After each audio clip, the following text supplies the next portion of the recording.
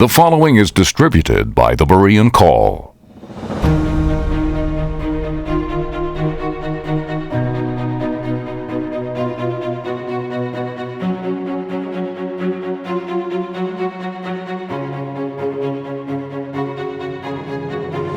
A good Ustashi is one who can use a knife to cut a child from the womb of its mother. Ante Pavlik, Croatian Fuhrer. Ante Pavlik as Poglavnik or Fuhrer of the nation of Croatia and Stefan Heifer as governor of Baranja County assured their places in history atop the mutilated bodies of nearly 1 million victims.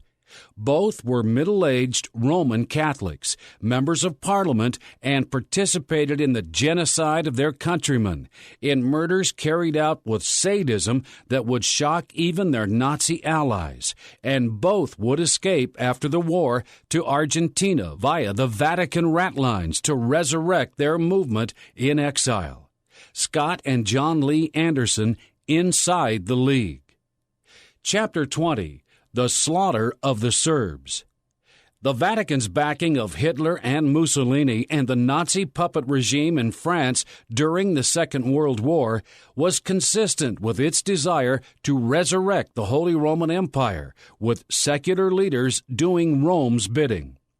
Such has long been the Vatican dream, and still is. France, which Pius XI called the firstborn of the great Catholic family, together with Italy and Germany, were Europe's principal Catholic countries, where the Church held great power. Their governments were willing to work with the Church and even to establish formal relations through concordats. Soviet communism's aggressive atheism and its ruthless destruction of churches made it the foremost enemy which Catholicism had yet encountered in its long existence. Capitalistic democracies, too, with their penchant for freedom of conscience, religion, and press, were incompatible with Roman Catholicism. So it was that fascism in the 1920s and 1930s seemed to offer the best hope of uniting Catholic Europe as a bulwark against the rising red tide of world communism and the growing threat of democracies. The Vatican realized it was in a war to the death against Marxism-Leninism. It seemed essential to join in partnership with the emerging forces of fascism in Western Europe. The 1929 Concordat with Mussolini and the 1933 Concordat with Hitler were part of this policy.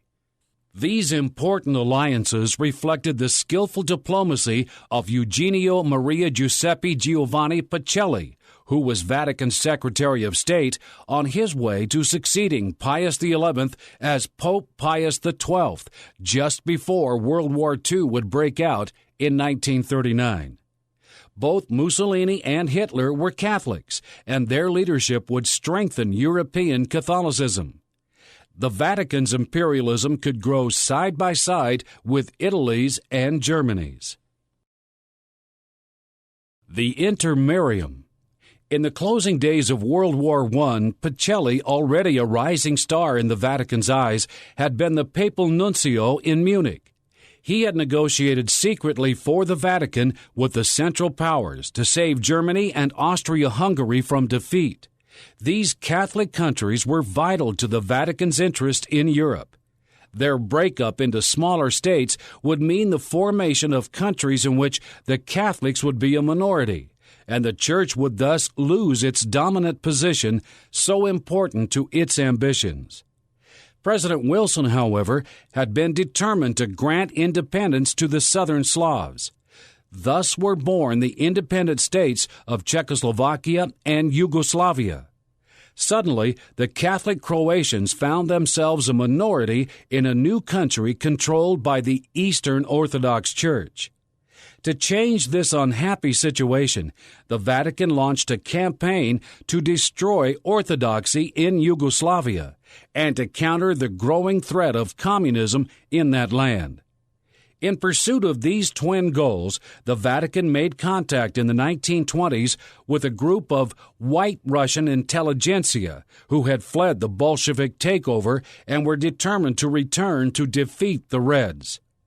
As the coterie of conspirators grew, it became known as Intermarium, an international underground committee to liberate and unite the peoples of the Intermare region bounded by the Baltic, Black, Aegean, Ionian, and Adriatic seas. This buffer zone of more than a dozen states would theoretically seal off the communists to the east from a new, united Central Europe. As Intermarium's potential grew, so did its support from the Vatican, even though by the 1930s it was clearly a fascist group involved in international terrorism. Among its most vicious and sadistic leaders was a man named Ante Pavlik, who was destined to be of great service both to Hitler and the Vatican as the head of a Nazi puppet regime in Yugoslavia, known as the Ustashi. World communism has been an evil beyond imagination, responsible for the slaughter of untold millions and the unlawful imprisonment and torture of multitudes more. Unfortunately, many of those who made it their life work to oppose communism were its equals in savagery. After World War II, the World Anti-Communist League was infiltrated by terrorist, Nazis, and Latin American former Ustashi death squads. The Ustashi's background is important. Ante Pavlik and the Catholic Croatian Underground. The lawful leaders of Croatia, though Catholics, were suspicious of the political ambitions of the Vatican and justifiably unwilling to aid its efforts. Thus, it was necessary to form an illegal army of pro-Vatican terrorists. This group of Ustashi was led by Intermarium leader Ante Pavlik in partnership with Croatian Archbishop Aloysius Stepinac. These two arch-criminals were responsible for numerous assassinations, including Yugoslavian King Alexander and French Foreign Minister Barthou, 1934, as well as the Croat Peasant Party leader Radic in 1928. The latter had warned against and opposed the machinations of the Vatican and thus had to be removed. As the mastermind behind the murders in France of Alexander and Barthou, Pavlik was sentenced to death by the French, but managed to escape. He had already been condemned to death in absentia by the Yugoslavian government 5 years earlier. Mussolini, out of loyalty to the Vatican, gave Pavlik asylum in Italy and refused both French and Yugoslavian demands for his extradition. All over Europe, under Pavlik's leadership, the Ustashi were responsible for murders, bombings in public places, blackmail, threats, and other acts of terror aimed at disruption of order in Yugoslavia and the formation of an independent Catholic Croatian state. Vatican diplomacy did its part to further the same goal. Backed with funds from both Mussolini and the Vatican, the Ustashi grew in numbers and power. Thus, when Hitler moved into Yugoslavia, it was ready to operate a Nazi puppet regime headed by Pavlik. Ante Pavlik and his Ustashi had a propaganda machine which turned out nationalist Croatian historical revisionism and racial hatred calculated to appeal to the lowest level of prejudice and superstition. Croatia's population in the late 1920s was comprised of about 3 million Roman Catholics, nearly 2 million Serbians of Eastern Orthodox faith, 1 million Muslims, and about 50,000 Jews. The Ustashi held out an appealing solution for those who wanted the Croatians in control of their country. All non-Catholics and non-Croatians would be removed either by deportation or liquidation. In order to achieve that goal, Croatia had to gain its independence from Yugoslavia. To that end, Pavlik had already, in 1929, established training camps for his Ustashi guerrillas in Hungary and Italy. From these bases, the Ustashi sallied forth to commit their acts of terror against the Yugoslavian government. The Ustashi guerrillas were trained by the Italian fascist militia, aped the goose step and outstretched arm salute, and eagerly awaited the day when they would liberate their country. The moment came when the German army entered the Croatian capital of Zagreb and summoned Pavlik from Italy. The Nazis, fulfilling the Vatican's desire, declared Croatia to be an independent nation and set up Ante Pavlik as the head of their puppet regime. Pavlik immediately launched his extermination program. His friend Stepan Heifer was made governor-general of the country of Baranja, where he zealously enforced the Ustashi Creed.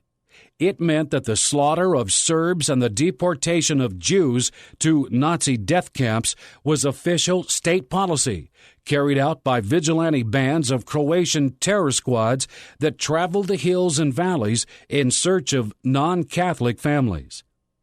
Pavlik reprimanded Hitler for being too lenient in his treatment of the Jews and boasted that in Croatia he had completely solved the Jewish problem. The approximately 50,000 Jews who had been resident there upon the outbreak of war were quickly either liquidated or shipped to the Nazi killing camps, mainly Auschwitz. The Catholic Connection. Most of Croatia's Catholic clergy were fanatically behind Pavlik and his unbelievably evil regime. Medals were even given by Pavlik to nuns and priests, thus betraying the fact that many of them played active roles alongside the Ustashi military. Franciscan monks in particular joined Ustashi battalions. Concerning Pavlik's relationship to top clergy, two investigators write, quote, "When the Ustashi were ushered into Zagreb by the Germans, Archbishop Stepanak of Croatia immediately offered his congratulations to the Poglavnik and held a banquet to celebrate the founding of the new nation. As head of the Croatian bishops, he ordered the proclamation of the independent state to be delivered from all pulpits of the Catholic Church in Croatia on Easter Sunday, and arranged to have Pavlik received by Pope Pius XII in Rome." End quote. Said Archbishop Stepanak, "God, who directs the destiny of nations and controls the hearts of kings, has given us Ante Pavlik and moved the leader of a friendly and allied people, Adolf Hitler, to use his victorious troops to disperse our oppressors. Glory be to God, our gratitude to Adolf Hitler, and loyalty to our Poglavnik, Ante Pavlik." It was an open partnership between church and state, such as the Vatican loved but had not enjoyed for 300 years. Pavlik's birthday was the occasion for special ceremonies honoring him in all the Catholic churches. Former BBC commentator Avro Manhattan, an expert on Vatican policies, has written, quote, "Here the Catholic Church erected a state in complete accord with all her tenets. The result was a monster standing upon the armed might of twin totalitarianisms, the totalitarianism of a ruthless fascist state and the totalitarianism of Catholicism. What gives to such a creature of Vatican diplomacy its peculiar importance is that here we have an example of the Catholic Church's implementing all her principles, unhampered by opposition or by fear of world opinion. The uniqueness of the independent Catholic state of Croatia lies precisely in this, that it provided a model in miniature of what the Catholic Church, had she the power, would like to see in the West and indeed everywhere. As such, it should be carefully scrutinized, for its significance is of the greatest import to all the freedom-loving peoples of the world." End quote. Once Pavlik took power, Archbishop Stepanak issued a pastoral letter ordering the Croatian clergy to support the new Ustashi state.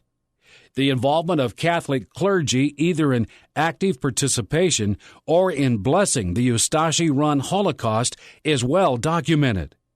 One Franciscan monk, Miroslav Filipovic, headed the Jasnovac concentration camp for 2 years, during which time he directed the extermination of no less than 100,000 victims, mostly Serbian Orthodox.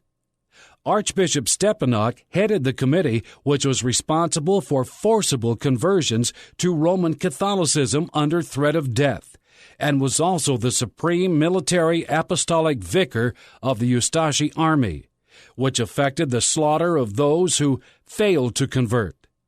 Stepanak was known as the Father Confessor to the Ustashi, and continually bestowed the blessing of Holy Mother Church upon its members and actions.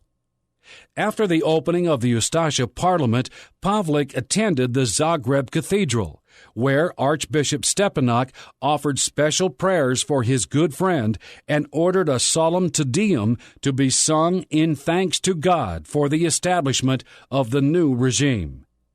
The reaction of the Catholic Bishop of Mostar to the subsequent slaughter of the Serbs and Jews was to lament that hundreds of thousands of innocent persons had been tortured and sadistically slaughtered, but that they weren't converted to Catholicism. Quote, "If the Lord had given to the authorities more understanding to handle the conversions to Catholicism with skill and intelligence, the number of Catholics would have grown at least by 500 to 600,000. Among the most infamous church officials involved, in addition to Archbishop Stepanak, were Father Vilim Cecilia, later a key figure in the Vatican's escape route for Nazi war criminals, who presided as priest of Pavlik's swearing-in ceremony, and Bishops Gregory Rosman of Ljubljana and Ivan Sabrik of Sarajevo. Cecilia served as deputy military vicar to the Ustashi militia, in which he held the rank of lieutenant colonel. Known in Bosnia and Herzegovina as the hangman of the Serbs, Sarik declared that Almighty God was behind the Ustashi movement, and that his blessing was specifically upon their determination to free the world of the Jews. As a reward by the Vatican for his work, Stepanak was later made a cardinal. Though his crimes were well known, Pavlik was received at the Vatican and blessed by Pope Pius XII, when the British minister to the Vatican in private audience ventured to draw Pius XII's attention to events in Croatia. The Pope referred to Pavlik as a much maligned man. The slaughter of the Serbs. Unlike the Germans, who were interested only in the quickest and most efficient means of mass extermination, the Catholic Ustashi, with priests and bishops participating and giving their blessing, took great pleasure from torturing before killing. Most of their victims were not shot, but were strangled, drowned, burned, or stabbed to death. Serbs were herded into Orthodox churches by Ustashi, as the Crusaders had done with Jews in an earlier age, who then barred the doors and torched the timbers. One captured photograph shows Ustashi smiling for the camera before a table displaying the body of a Serbian businessman whom they had castrated, disemboweled, carved with knives, and burned beyond recognition. Estimates of the number of victims exceed 1 million. This is probably a realistic figure.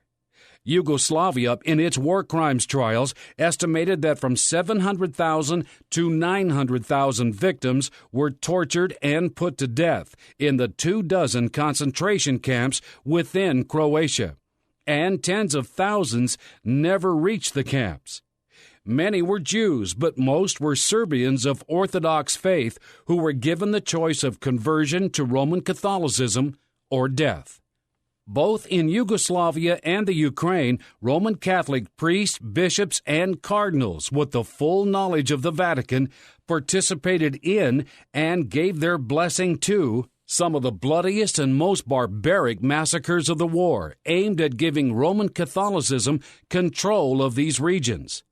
Fitzroy MacLean, Britain's military liaison to the anti-Ustashi partisans, wrote in a report, quote, The massacres began in earnest at the end of June 1941 and continued throughout the summer, growing in scope and intensity until, in August, the terror reached its height. The whole of Bosnia ran with blood. Bands of Ustashi roamed the countryside with knives, bludgeons, and machine guns, slaughtering Serbian men, women, and little children, desecrating Serbian churches, murdering Serbian priests, laying waste Serbian villages, torturing, raping, burning, drowning. Killing became a cult, an obsession.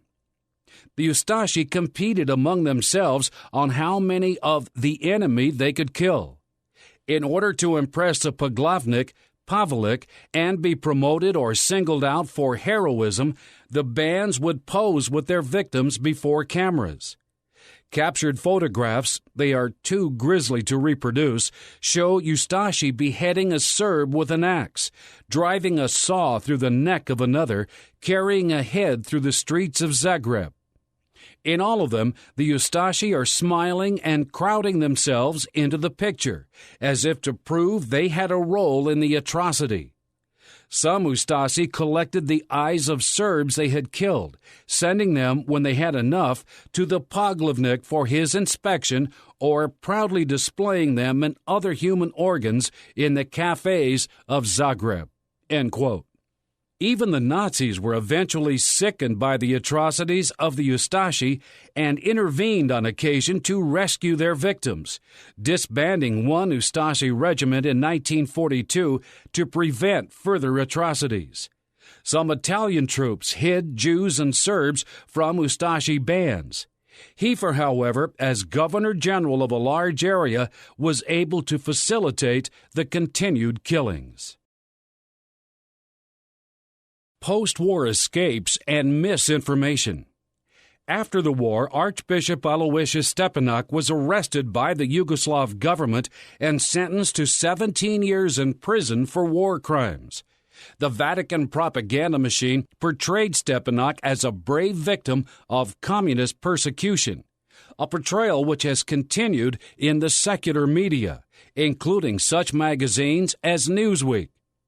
Pope Pius XII elevated Stepinac to cardinal after the war. In Croatian communities around the world, Cardinal Stepinac associations were formed to lobby for the release of this suffering martyr. Such pressures succeeded in obtaining Stepinac's release from prison after only a few years. Andrija Artukovic, the admitted Ustashi Minister of Interior and later Minister of Justice under Ante Pavlik, was in charge of the Croatian government's genocide policies, supervised its extermination camps, and in 1986 was described as probably the most important war criminal still alive and unpunished today. Nevertheless, having been mistakenly released by British intelligence in Austria in 1945, he entered the United States illegally under the name Alois Onic and lived unmolested in Southern California under his own name until his arrest for a deportation hearing in 1984. Artukovic was defended by fellow Catholics, such as Croatian priest Father Kuteric, quoted in a Chicago newspaper. And what are they trying to do to one of our real leaders, Andrija Artukovic, Croatian and Catholic, who is being defended by the real champions of freedom, justice, and truth against the godless Jews, Orthodox, Communist, Protestants everywhere? They call our leader, Andrija Artukovic, a murderer. No, we Ustashi must keep our dignity." End quote.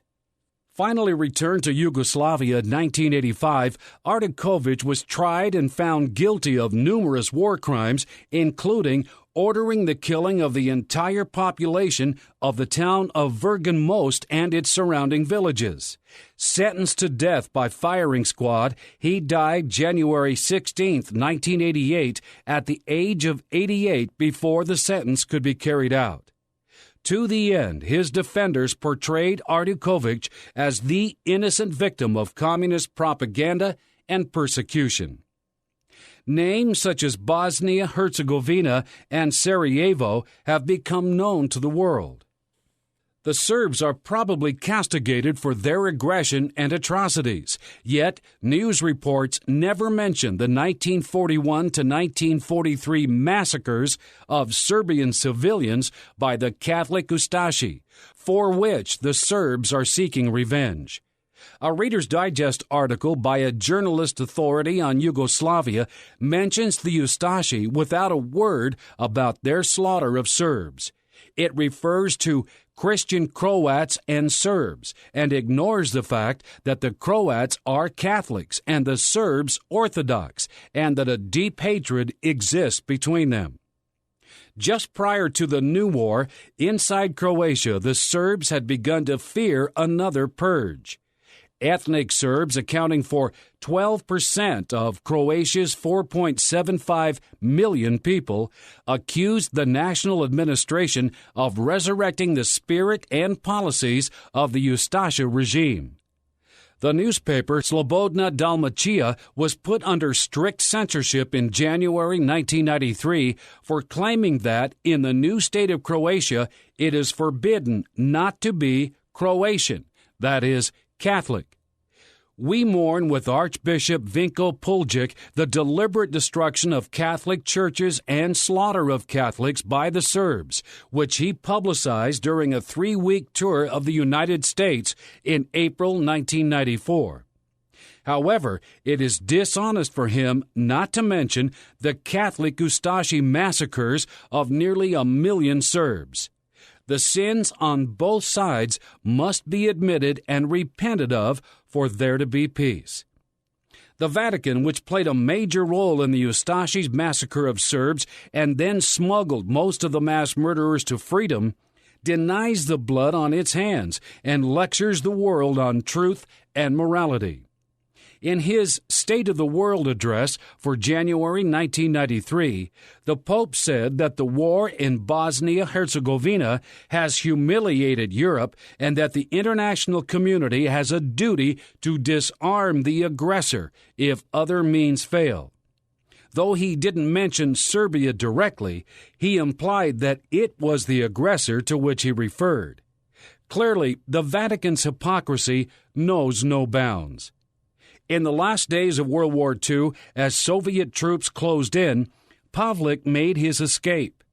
Disguised as a Catholic priest, Hitler's puppet ruler eluded both the Soviet and Allied intelligence search teams and made his way to Rome, where he was hidden by the Vatican.